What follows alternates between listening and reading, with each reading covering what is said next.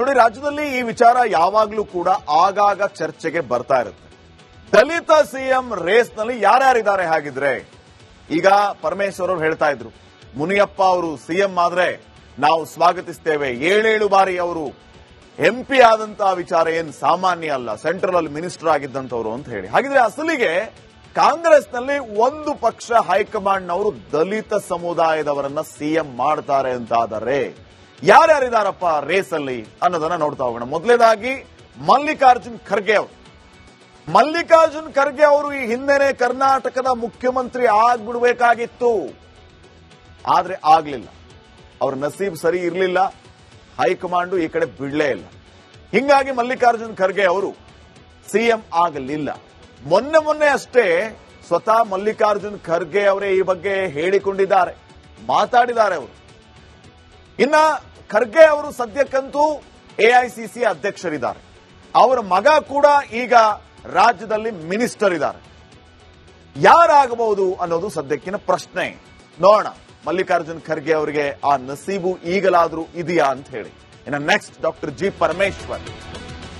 CM ಆಗೋದೇ doctor G Parameshwar ಅವರ ಪರಮ ಗುರಿಯಾಗಿದೆ. ಉಪಮುಖ್ಯಮಂತ್ರಿ ಕೂಡ ಆಗಿದ್ದಂಥವರವರು ಈಗ ಹೋಮ್ ಮಿನಿಸ್ಟರ್ ಆಗಿದ್ದಾರೆ. ಹೇಳಿದ್ರು ಮುನಿಯಪ್ಪ ಅವರು ಸಿಎಂ ಆದ್ರೆ ನಾವು ಸ್ವಾಗತಿಸ್ತೀವಿ ಅಂತ.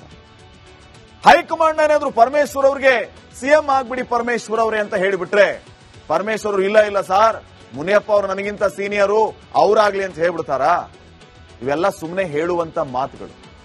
ಒಂದು ಬಾರಿ ಡಿಸಿಎಂ ಪಟ್ಟವನ್ನು ಅಲಂಕರಿಸಿರುವಂತಹ ಪರಮೇಶ್ವರ್ ಅವರು ಸಿಎಂ ಪಟ್ಟ ಅಲಂಕರಿಸೋದಕ್ಕೆ ಕಾಯುತ್ತಿದ್ದಾರೆ. ಈ ಹಿಂದೆ ಪ್ರಬಲವಾಗಿ ಹೇಳಿದ್ದಂಥವ್ರು, ಯಾಕ್ರಿ ದಲಿತರಾಗಿ ಸಿಎಂ ಆಗಬಾರ್ದು ಅಂತ ಕೇಳಿದ್ರು. ಡಿಕೆ ಶಿವಕುಮಾರ್ ಅವರು ಮುನ್ನೆಲೆಗೆ ಬಂದ ಬಳಿಕ ಪರಮೇಶ್ವರ್ ಅವರು ಮಂಕಾದ್ರು. ಹಿಂಗಾಗಿ ಯಾವಾಗ ಅವರು ಸಿಎಂ ಆಗಬೇಕು ಅಂತ ಕಾದು ಕುಳಿತಿದ್ದಾರೆ. ಆ ಕಾಲ ಈಗ ಪಕ್ವ ಆಗಿದೆಯಾ? ಹೈಕಮಾಂಡ್ ನಿರ್ಧಾರ ಮಾಡುತ್ತೆ. ಇನ್ನು ನೆಕ್ಸ್ಟ್ ಕೆಎಚ್ ಮುನಿಯಪ್ಪ ಅವರು. ಈಗಷ್ಟೇ ಪರಮೇಶ್ವರ್ ಕೆಎಚ್ ಮುನಿಯಪ್ಪ ಅವರ ಬಗ್ಗೆ ಮಾತಾಡ್ತಾ ಇದ್ರು. ಸ್ವತಃ ಮುನಿಯಪ್ಪ ಅವರು ಕೂಡ ಈ ಬಗ್ಗೆ ಮಾತಾಡ್ತಾರೆ.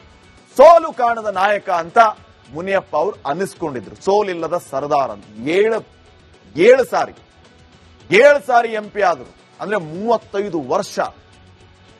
ಒಂದೇ ಒಂದು ಬಾರಿ ಲೋಕಸಭೆ ಚುನಾವಣೆಯಲ್ಲಿ ಸೋಲು ಕಾಣಬೇಕಾಯ್ತು ಅವರು ಕೋಲಾರ ಕ್ಷೇತ್ರದಿಂದ ಆ ಮುನಿಸ್ವಾಮಿ ಬಿಜೆಪಿಯ ಕ್ಯಾಂಡಿಡೇಟ್ ವಿರುದ್ಧ. ಈ ಸಾರಿ ಅಂತೂ ಮಲ್ಲೇಶ್ ಅಲ್ಲಿಂದ ಗೆದ್ರು.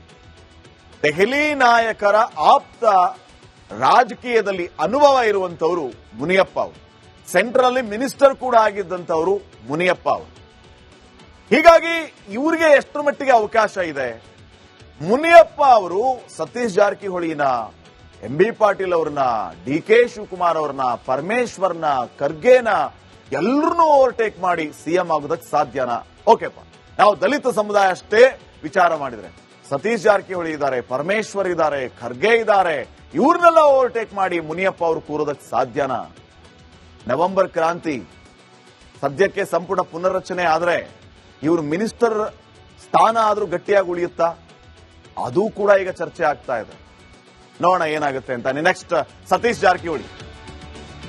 ಜಾರಕಿಹೊಳಿ ಅವರಿಗೆ ಸಿಎಂ ಆಗುವ ಎಲ್ಲ ಅರ್ಹತೆಗಳು ಕೂಡ ಇದೆ. ಹೋದಲ್ಲಿ ಬಂದಲ್ಲಿ ಮುಂದಿನ ಸಿಎಂ ಸತೀಶ್ ಜಾರಕಿಹೊಳಿ ಅಂತ ಈಗಾಗಲೇ ಘೋಷಣೆಗಳನ್ನ ಕೂಗ್ತಾ ಇದ್ದಾರೆ ಅವರ ಅಭಿಮಾನಿಗಳು, ಬೆಂಬಲಿಗರು. ಇನ್ನು ಉತ್ತರ ಕರ್ನಾಟಕ ಮತ್ತು ವಾಲ್ಮೀಕಿ ಸಮುದಾಯದ ಒಬ್ಬ ನಾಯಕ ಸತೀಶ್ ಜಾರಕಿಹೊಳಿ. ಜಾಸ್ತಿ ಮಾತಾಡಲ್ಲ, ಮಾತಾಡಿದ್ರೆ ಪಕ್ಕದಲ್ಲಿ ಕೂತವ್ರಿಗೂ ಕೇಳಿಸಲ್ಲ, ಆದ್ರೆ ಕೆಲಸ ಮಾಡ್ತೀನಿ ಅನ್ನುವಂತಹ ವಿಶ್ವಾಸ ಜಾರಕಿಹೊಳಿ ಅವರಿಗೆ. ನೋಡ ಇವರ ನಸೀಬು ಎಷ್ಟರ ಮಟ್ಟಿಗೆ ಇದೆ ಅಂತ ಹೇಳಿ. ಇನ್ನ ಎಚ್ ಸಿ ಮಹದೇವಪ್ಪ ಅವರಿದ್ದಾರೆ.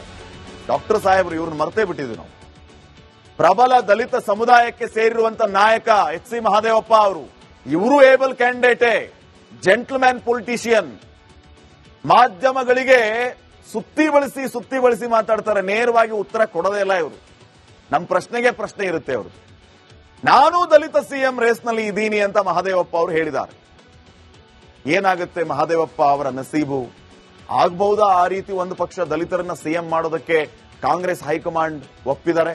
ಯಾಕೆ ಆಗಬಾರದು ಅನ್ನುವಂಥದ್ದು ಮಹದೇವಪ್ಪ ಅವರ ಪ್ರಶ್ನೆ. ಇನ್ನ last but not least Priyank Kharge. Mallikarjun Kharge ಅವರ ಸುಪುತ್ರ ಪ್ರಿಯಾಂಕ್ ಖರ್ಗೆ, ಇವರೂ ಕೂಡ ಸಿಎಂ ರೇಸ್ನಲ್ಲಿ. ಹೈಕಮಾಂಡ್ ಪ್ರಿಯಾಂಕ್ ತಂದೆ ಕೈಯಲ್ಲಿದೆ, ಮಲ್ಲಿಕಾರ್ಜುನ್ ಖರ್ಗೆ ಅವರು. ಇನ್ನ RSS ವಿರುದ್ಧದ ಸೈದ್ಧಾಂತಿಕ ಸಮರದಲ್ಲಿ ಮೇಲುಗೈ ಅನ್ನೋದಕ್ಕಿಂತ RSS ವಿರುದ್ಧದ ತಮ್ಮ ನಿರ್ಧಾರಗಳ ಮೂಲಕ ಸೌಂಡ್ ಮಾಡಿದಂತವರು ಪ್ರಿಯಾಂಕ್ ಖರ್ಗೆ ಅವರು. ಈ ಪ್ರಿಯಾಂಕ್ ಖರ್ಗೆ ಅವರು ಈ ರೀತಿಯ ನಿಲುವಿನ ಮೂಲಕ ಹೈಕಮಾಂಡ್ಗೆ ಹತ್ತಿರವಾಗ್ತಾ ಇದ್ದಾರಾ ಅಥವಾ ಸಿಎಂ ರೇಸ್ನಲ್ಲಿ ಇದ್ದೀನಿ ಅನ್ನುವಂತ ಸಂದೇಶವನ್ನ ಸಾರ್ತಾ ಇದ್ದಾರಾ? ಇದು ಸದ್ಯಕ್ಕಿನ ಪ್ರಶ್ನೆಯಾಗಿದೆ. ಇದೆಲ್ಲವನ್ನು ಮೀರಿ ಈಗಾಗಲೇ DCM ಆಗೋದಕ್ಕೆ ತಯಾರಿಯನ್ನ ನಡೆಸಿದ್ದಾರೆ ಅನ್ನುವಂತ ಸುದ್ದಿಯೂ ಕೂಡ ಇದೆ. ಪ್ರಿಯಾಂಕ್ ಖರ್ಗೆ ಅವರು ಕಾಲಾನಂತರದಲ್ಲಿ ಸಿಎಂ ಕುರ್ಚಿಗೆ ಲಾಬಿಯನ್ನ ನಡೆಸಬಹುದು. ಪ್ರಿಯಾಂಕ್ ಖರ್ಗೆ ಅವರು IT ಸಚಿವರಾಗಿದ್ದಾರೆ. ಇವರು ಕೂಡ ಮುಖ್ಯಮಂತ್ರಿ ರೇಸ್ನಲ್ಲಿದ್ದಾರೆ. ಅಂದ್ರೆ ದಲಿತ ಸಿಎಂ ರೇಸ್ನಲ್ಲಿ ಅರ್ಹತೆ ಇದೆ ಅಂತ ಹೇಳಿ ಅನೇಕರು ಮಾತಾಡ್ತಾರೆ. ನೋಡೋಣ, ಪ್ರಿಯಾಂಕ್ ಖರ್ಗೆ, ಮಲ್ಲಿಕಾರ್ಜುನ್ ಖರ್ಗೆ ಅವರಿಗೆ ಒಲಿಯದ ಪಟ್ಟ ಪ್ರಿಯಾಂಕ್ ಖರ್ಗೆ ಅವರಿಗೆ ಏನಾದರೂ ಒಲಿಯಬಹುದಾ ಭವಿಷ್ಯದಲ್ಲಿ? ಕಾದ್ ನೋಡೋಣ. ಇನ್ನ ನೆಕ್ಸ್ಟ್ ನೋಡಿ, ರಾಜ್ಯದಲ್ಲಿ ಈ ವಿಚಾರ ಯಾವಾಗ್ಲೂ ಕೂಡ ಆಗಾಗ ಚರ್ಚೆಗೆ ಬರ್ತಾ ಇರುತ್ತೆ. ದಲಿತ ಸಿಎಂ ರೇಸ್ನಲ್ಲಿ ಯಾರ್ಯಾರಿದ್ದಾರೆ ಹಾಗಿದ್ರೆ? ಈಗ ಪರಮೇಶ್ವರ್ ಅವರು ಹೇಳ್ತಾ ಇದ್ರು, ಮುನಿಯಪ್ಪ ಅವರು ಸಿಎಂ ಆದ್ರೆ ನಾವು ಸ್ವಾಗತಿಸ್ತೇವೆ. 7 ಬಾರಿ ಅವರು MP ಆದಂತಹ ವಿಚಾರ ಏನ್ ಸಾಮಾನ್ಯ ಅಲ್ಲ, ಸೆಂಟ್ರಲ್ ಅಲ್ಲಿ ಮಿನಿಸ್ಟರ್ ಆಗಿದ್ದಂತವ್ರು ಅಂತ ಹೇಳಿ. ಹಾಗಿದ್ರೆ ಅಸಲಿಗೆ ಕಾಂಗ್ರೆಸ್ನಲ್ಲಿ ಒಂದು ಪಕ್ಷ ಹೈಕಮಾಂಡ್ನವರು ದಲಿತ ಸಮುದಾಯದವರನ್ನ ಸಿಎಂ ಮಾಡ್ತಾರೆ ಅಂತಾದರೆ ಯಾರ್ಯಾರಿದಾರಪ್ಪ ರೇಸಲ್ಲಿ ಅನ್ನೋದನ್ನ ನೋಡ್ತಾ ಹೋಗೋಣ. ಮೊದಲನೇದಾಗಿ ಮಲ್ಲಿಕಾರ್ಜುನ್ ಖರ್ಗೆ ಅವರು. ಮಲ್ಲಿಕಾರ್ಜುನ್ ಖರ್ಗೆ ಅವರು ಈ ಹಿಂದೆನೆ ಕರ್ನಾಟಕದ ಮುಖ್ಯಮಂತ್ರಿ ಆಗ್ಬಿಡ್ಬೇಕಾಗಿತ್ತು, ಆದ್ರೆ ಆಗ್ಲಿಲ್ಲ. ಅವ್ರ ನಸೀಬ್ ಸರಿ ಇರಲಿಲ್ಲ, ಹೈಕಮಾಂಡ್ ಈ ಕಡೆ ಬಿಡ್ಲೇ ಇಲ್ಲ. ಹಿಂಗಾಗಿ ಮಲ್ಲಿಕಾರ್ಜುನ್ ಖರ್ಗೆ ಅವರು ಸಿಎಂ ಆಗಲಿಲ್ಲ.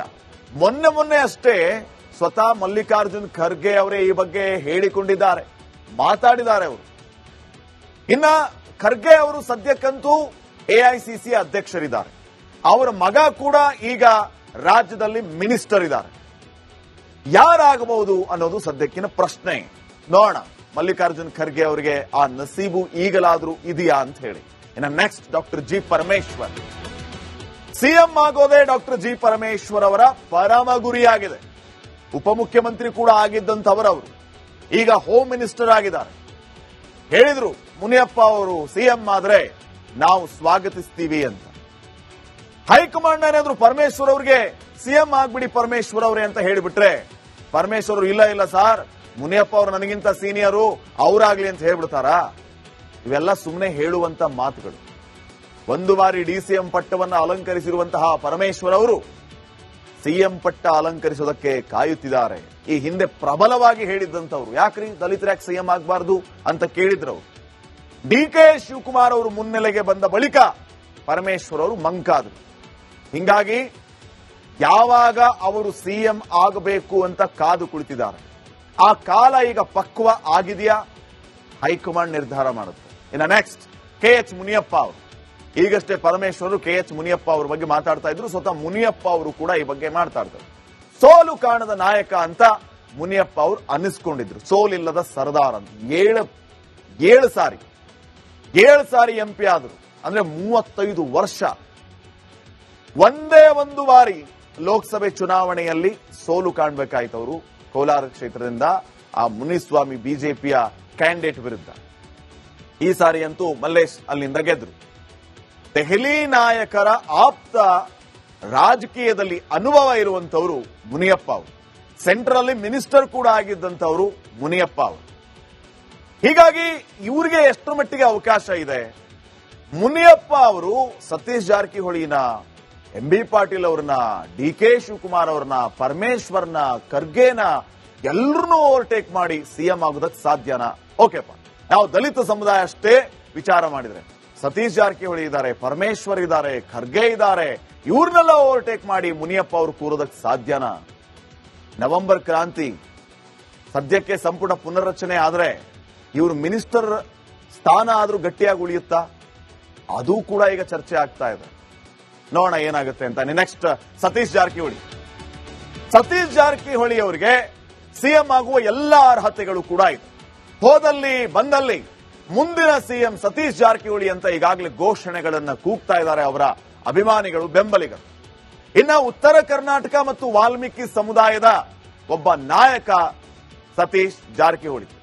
ಜಾಸ್ತಿ ಮಾತಾಡಲ್ಲ, ಮಾತಾಡಿದ್ರೆ ಪಕ್ಕದಲ್ಲಿ ಕೂತವ್ರಿಗೂ ಕೇಳಿಸಲ್ಲ, ಆದ್ರೆ ಕೆಲಸ ಮಾಡ್ತೀನಿ ಅನ್ನುವಂತಹ ವಿಶ್ವಾಸ ಜಾರಕಿಹೊಳಿ ಅವರಿಗೆ. ನೋಡ ಇವರ ನಸೀಬು ಎಷ್ಟರ ಮಟ್ಟಿಗೆ ಇದೆ ಅಂತ ಹೇಳಿ. ಇನ್ನ ಎಚ್ ಸಿ ಮಹದೇವಪ್ಪ ಅವರಿದ್ದಾರೆ. ಡಾಕ್ಟರ್ ಸಾಹೇಬ್ರು ಇವ್ರನ್ನ ಮರ್ತೇ ಬಿಟ್ಟಿದ್ವಿ ನಾವು.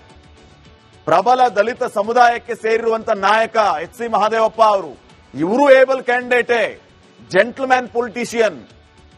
ಮಾಧ್ಯಮಗಳಿಗೆ ಸುತ್ತಿ ಬಳಸಿ ಮಾತಾಡ್ತಾರೆ, ನೇರವಾಗಿ ಉತ್ತರ ಕೊಡೋದೇ ಇಲ್ಲ ಇವರು. ನಮ್ಮ ಪ್ರಶ್ನೆಗೆ ಪ್ರಶ್ನೆ ಇರುತ್ತೆ ಅವರು. ನಾನು ದಲಿತ ಸಿಎಂ ರೇಸ್ನಲ್ಲಿ ಇದ್ದೀನಿ ಅಂತ ಮಹದೇವಪ್ಪ ಅವರು ಹೇಳಿದ್ದಾರೆ. ಏನಾಗುತ್ತೆ ಮಹದೇವಪ್ಪ ಅವರ ನಸೀಬು? ಆಗಬಹುದಾ ಆ ರೀತಿ ಒಂದು ಪಕ್ಷ ದಲಿತರನ್ನ ಸಿಎಂ ಮಾಡೋದಕ್ಕೆ ಕಾಂಗ್ರೆಸ್ ಹೈಕಮಾಂಡ್ ಒಪ್ಪಿದ್ದಾರೆ? ಯಾಕೆ ಆಗಬಾರದು ಅನ್ನುವಂಥದ್ದು ಮಹದೇವಪ್ಪ ಅವರ ಪ್ರಶ್ನೆ. ಇನ್ನ last but not least Priyank Kharge.